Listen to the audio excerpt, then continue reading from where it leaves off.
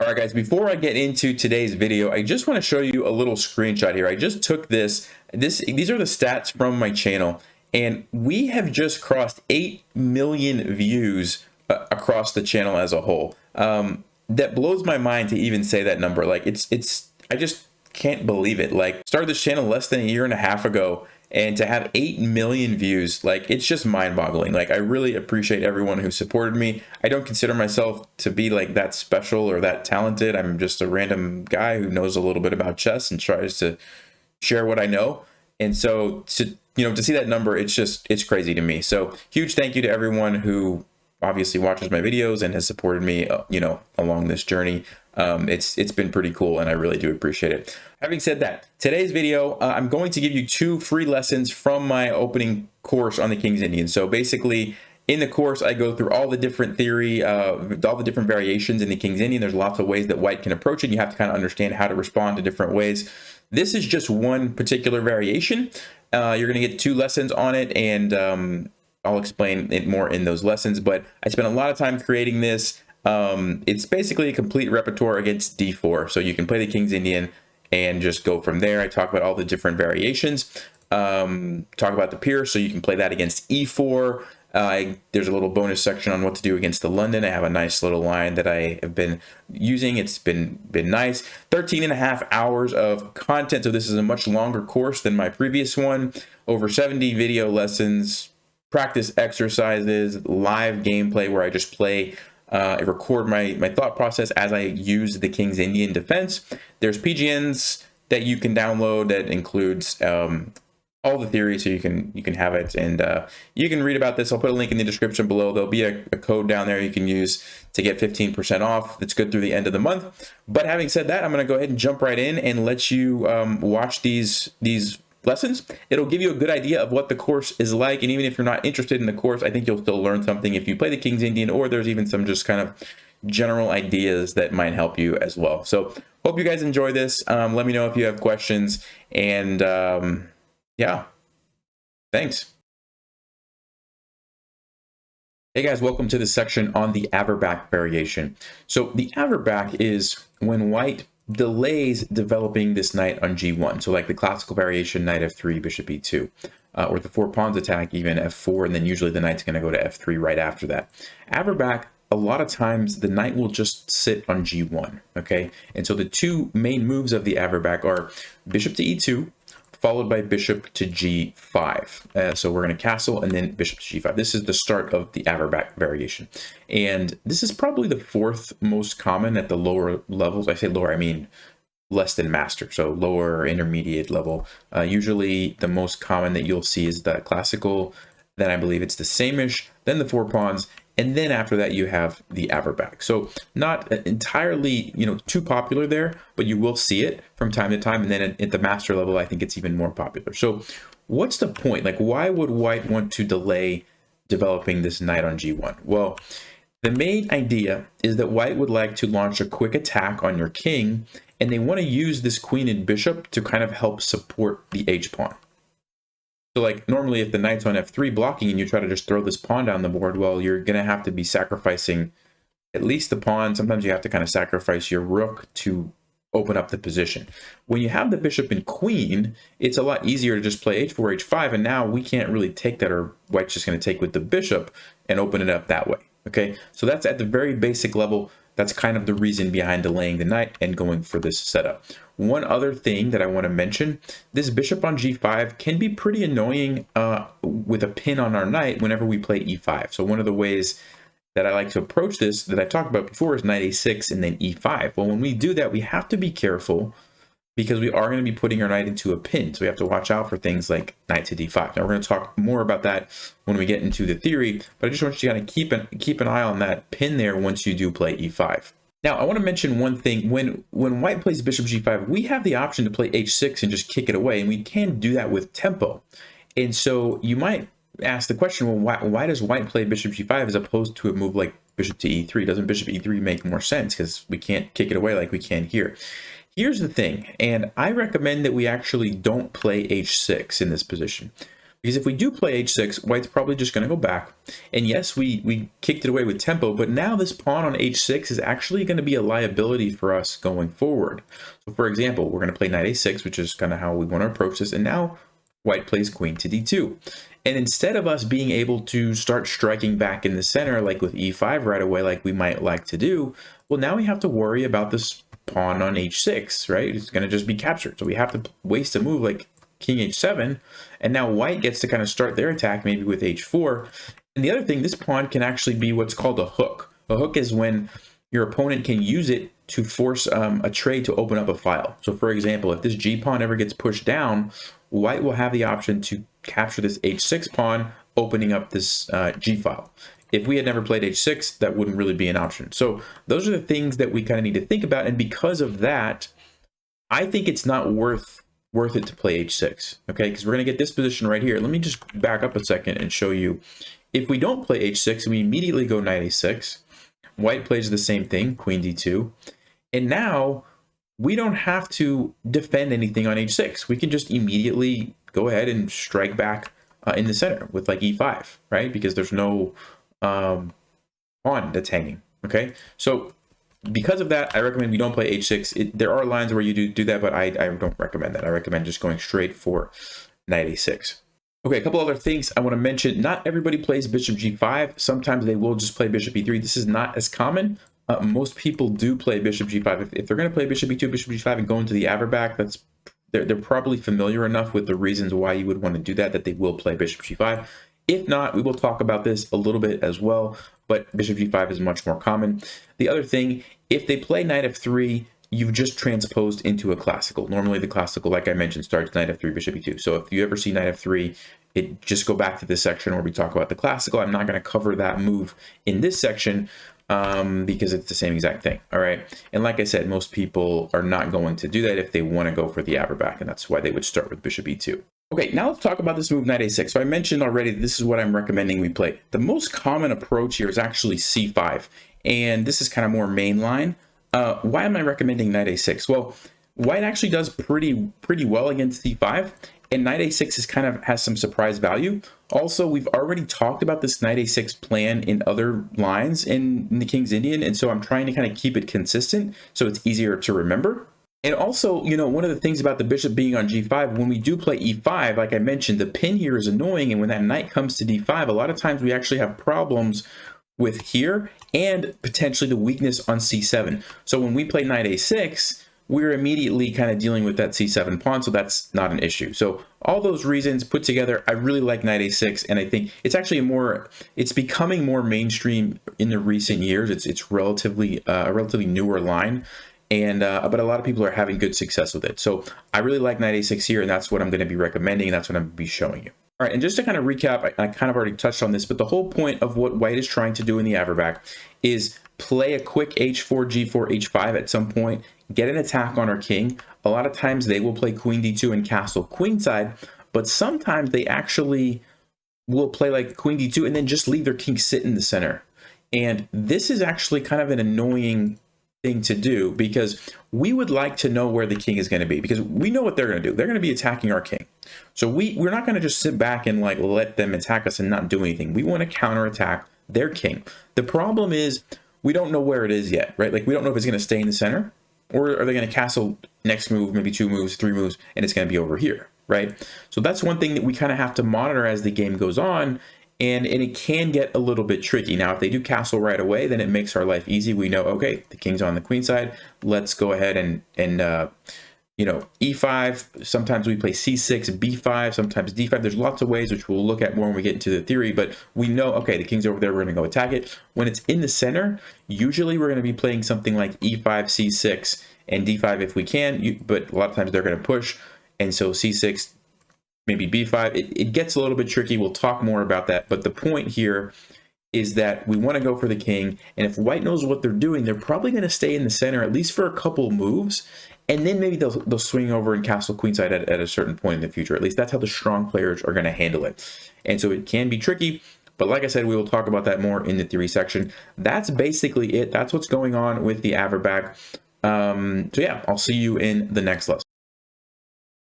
All right, guys, now we're going to look at the theory behind the Averbakh. And after knight a6, there's three options. Queen d2, h4, and f4 are really going to be your main moves. And one thing that I want to point out, even though we're covering queen d2 in this section, and we're going to cover, h4 in the next one, and we're going to cover f4 in the next one, you can very easily see overlap and transpositions happening from these lines. So for example, white plays queen d2. We learn a bunch of lines after what happens after queen d2. A lot of those lines include the move h4, which means if they start out with h4 and then later play queen d2, you're probably going to transition into like the same kind of position, right? That's part of opening theory, transposing from one line to another. It's kind of annoying, I think, because you have to really understand each line well enough so that you can recognize, oh, we started in maybe a queen d2 line, but we just transitioned to an h4 line. And if there were some subtle differences, that's where you have to really pay attention. So I just want you to be aware, I'm separating them into, queen d2, h4, and f4, but you will probably see overlapping positions, and that's okay. So really just try to focus on the ideas, and hopefully that will make more sense as we kind of go through these. So let's go ahead and recap. After bishop g5, we enter into the Averbakh because we have bishop e2, bishop g5. We are going to be playing knight a6 with the idea of playing e5. We want to have our knight defending this pawn so that after we play e5, we don't have to worry about this idea that we saw before, right? Just to recap, if we don't do that, takes, and then knight d5, we're in trouble, okay? So that's why we're doing knight a6. All right, so knight a6, let's go ahead and start. Queen d2 is what we're going to look at in this section. So queen d2 is kind of a flexible move in the sense that white hasn't committed anything yet. They might, castle queenside first. They might just continue developing with knight f3 and castle this way. Like, you don't actually know for sure that they're going to attack you. Now, that being said, most people do want to attack you. So, just because you see queen d2 doesn't mean they're not going to attack it. They're probably just going to play this first. So what are we going to do? We're going to play the move e5, and this is pretty much going to be our plan almost against anything. The only exception is f4. f4 is a little bit different because on f4 we can't do this. I'll talk about that in the section on f4. But against queen d2 and against h4, our plan is going to be the same. We're going to play e5, and most people are going to push by. And the reason is they don't want to open up the center. They want to leave the center locked because they would like to attack our king over here, and it's easier for them to attack our king on the flank if the center is closed off like this. Okay, so pretty much everyone is going to play d5, and if they happen to take, it's not a big deal. We just take, and they can't do this idea that they had before because now this is already defended, which means we only have one threat to deal with. So we can very easily play rook to d6. Now this is defended. We can play c6 next move, kick the knight out, develop our bishop, bring the rook over, and we're in good shape. Okay, so pretty much everyone is going to play d5 in this position. And now we know what white wants to do, right? Most likely they're going to attack us, which means we want to counterattack in the center. They haven't castled yet, so we're not for sure that their king's actually going to be on the queen side. So we really want to start opening up the center, which is why we play the move c6. And you're going to see this in the other sections as well.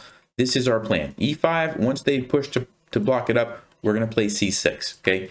We're starting to create pressure on the center. We're also opening up this for our queen. And occasionally we will use the square for our knight to hop back and come over here, which I'll show you an example of. So the main moves here are h4 and f3. Now, before I talk about those, we should at least ask ourselves the question, well, what actually happens if they take us? Because it almost looks like there could be a weakness on d6. And you're right, there could be. But here's the thing, we don't care. Like, we literally just don't care about this pawn. Even if we lose the pawn, it's not a big deal. At this point, we're going for the king. That's our goal, right? We don't want to sit around and wait for white to attack us and then get checkmated. We want to go for white's king. So, as an example, there's two ways white could try to attack this pawn. Number one would be to castle long, and the other way would be to bring the rook over. So let's just look at them one at a time. If they castle, we're going to play the move knight to c5. And yes, I realize knight c5 doesn't defend that. We're actually letting them capture that because tactically we have this nice move. So we're going to trade queens. We're going to take here.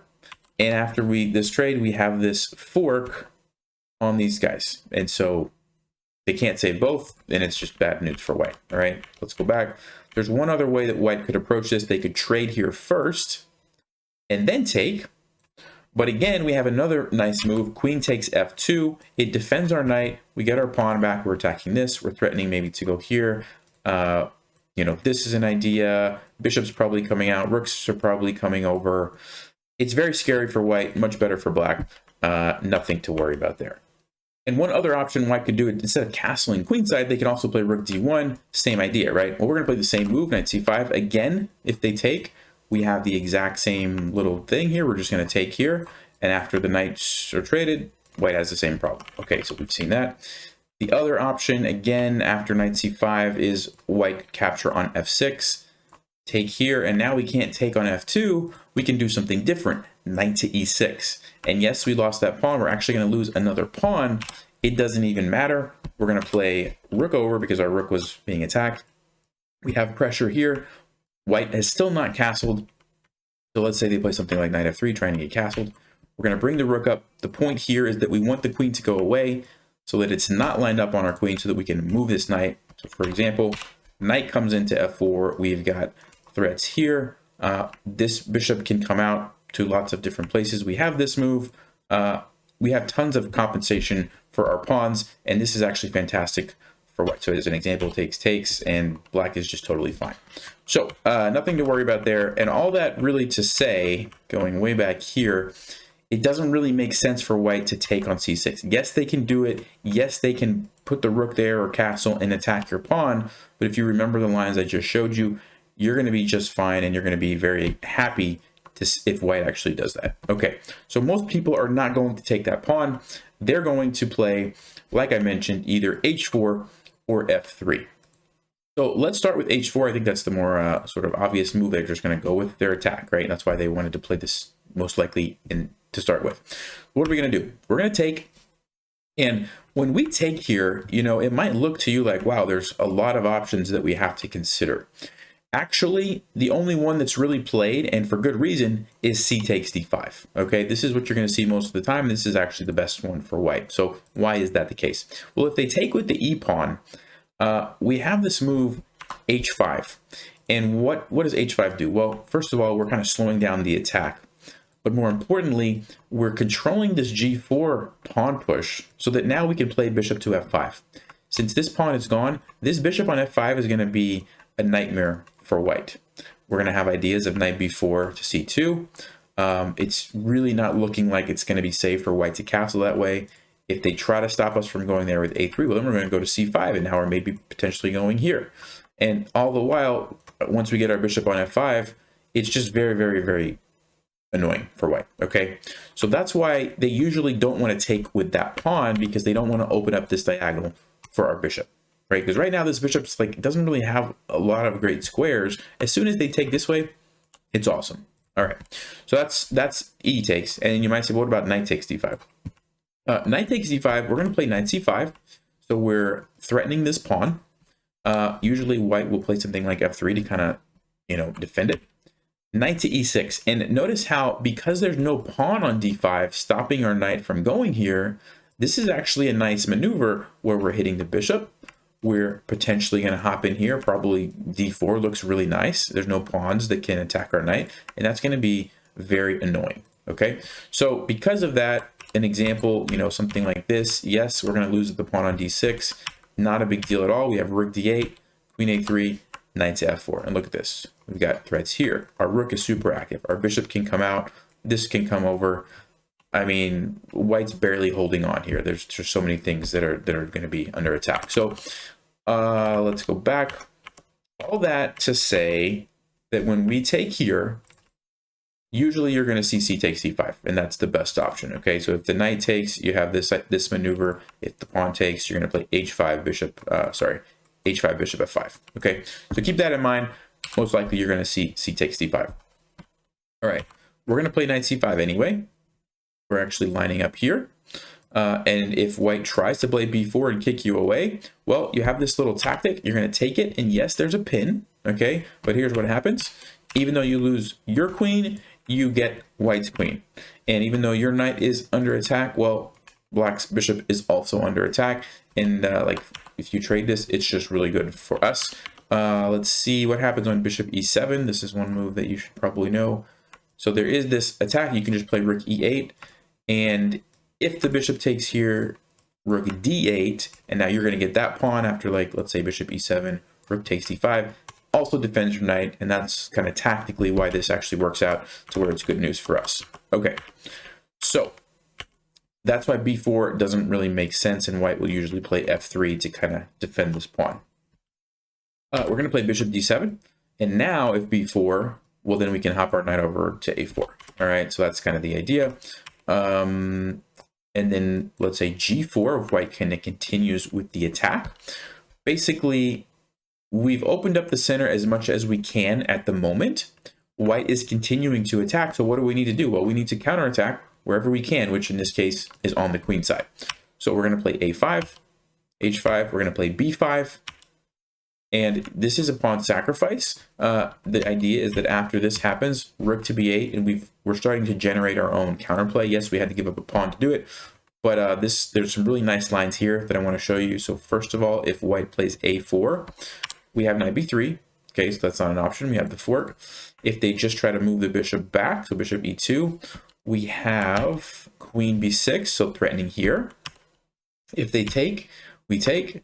And now this is a crucial moment, okay? So I want you to actually pause the video and think for a second, what do you think you should play in this position? I mean, it looks like white has a pretty scary attack. Yes, we can take this pawn, but should we do it? Or do we have a better move? So think about this position, pause it for a second, and I'll just give you a few seconds to go ahead and hit pause. Spend like a good 2, 3, 4 minutes trying to come up with an idea for black here, okay? All right, well, if you've paused and analyzed this and hopefully came up with a move, I want to show you what the best move is.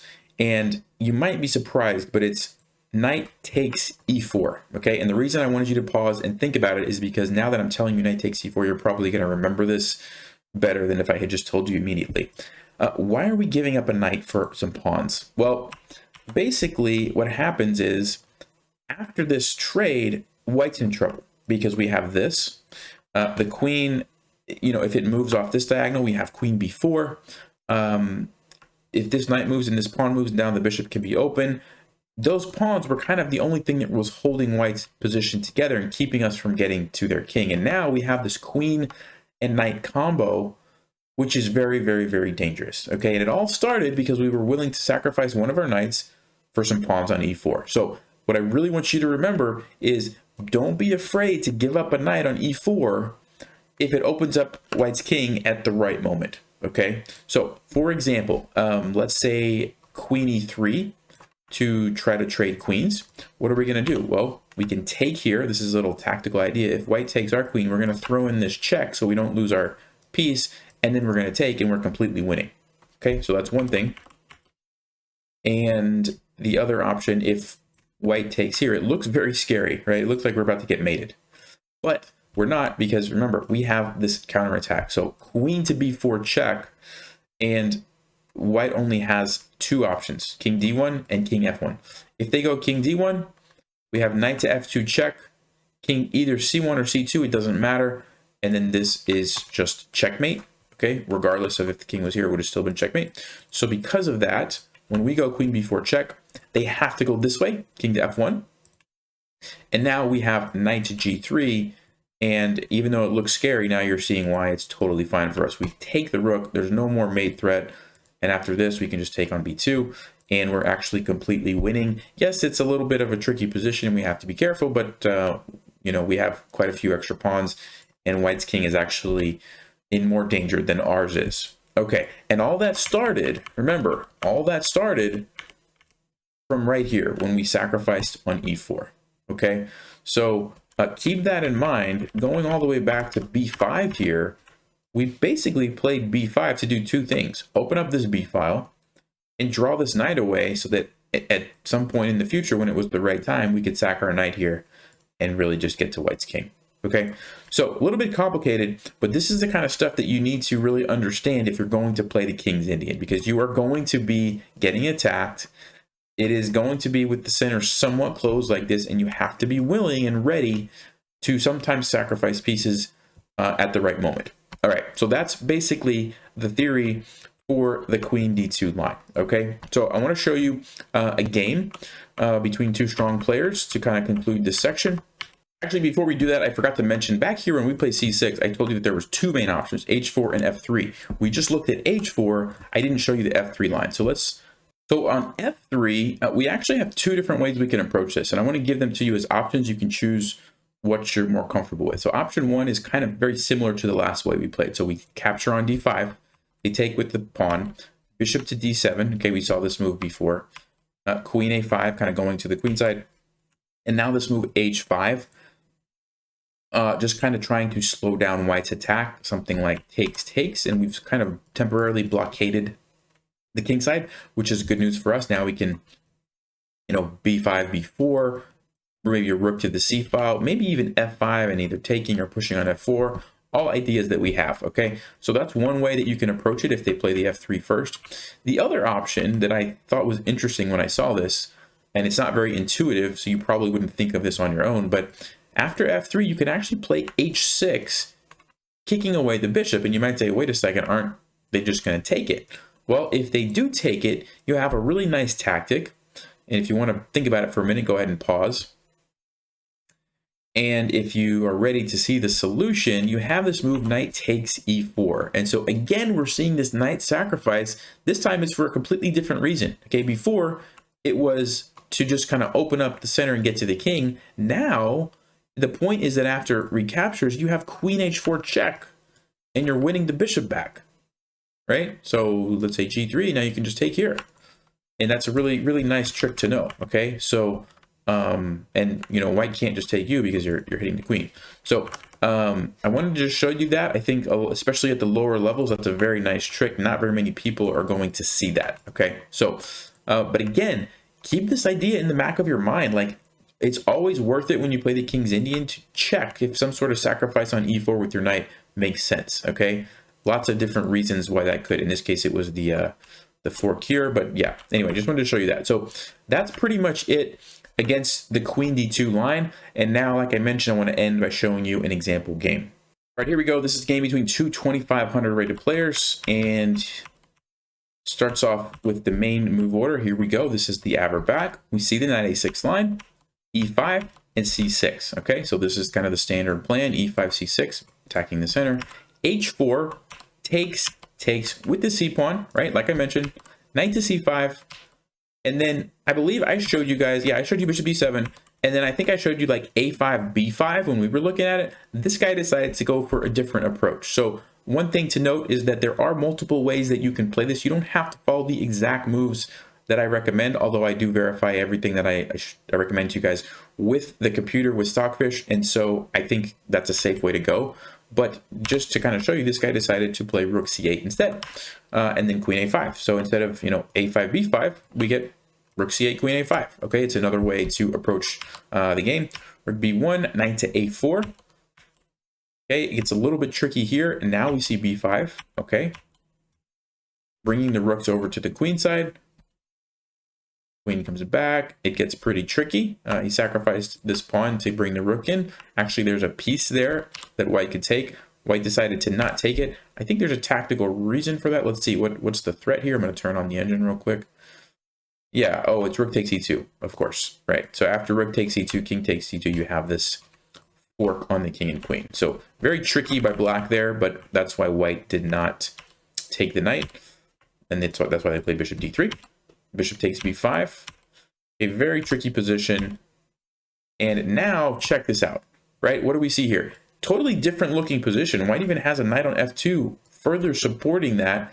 And still, we see this knight takes e4 sacrifice, right? So if you take away nothing from this video, take away the fact that, hey, knight takes e4 is a move that has to be considered in a variety of situations, okay?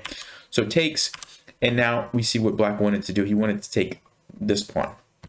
All right, and by the way, why are we doing this? Well, we're getting to the king, right? When the position's all blocked up with pawns everywhere, the pieces can't really get through, it makes sense to open it up and get to the king. We already have the rook here, but we need some more pieces to help the rook. black wants the queen to come, right? So that's the idea. And now it's very tricky. I'm not going to get into all the tactics here, but tactically speaking, this was very well played by black. And after this, I think white resigns right here, and black's completely crushing.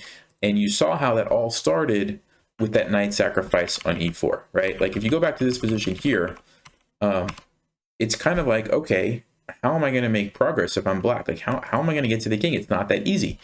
But you look at the position a few moves later after that sacrifice, and all of a sudden, look at this position, right? Totally different. Okay, so keep that in mind. I hope that makes sense. This was the queen d2 theory. Going back to the beginning here, queen d2. And then in the next section, we're going to look at h4 first instead of queen d2. All right, so I'll see you in that lesson. All right, guys, well, I hope you found that helpful and learned something. If you are interested in learning about all the other variations in the King's Indian, you want to check out the course, like I said, the link's in the description below. Don't forget the code is good through the end of the month, so you can save 15% using that. But as always, thanks for watching. Stay sharp, play smart, and take care.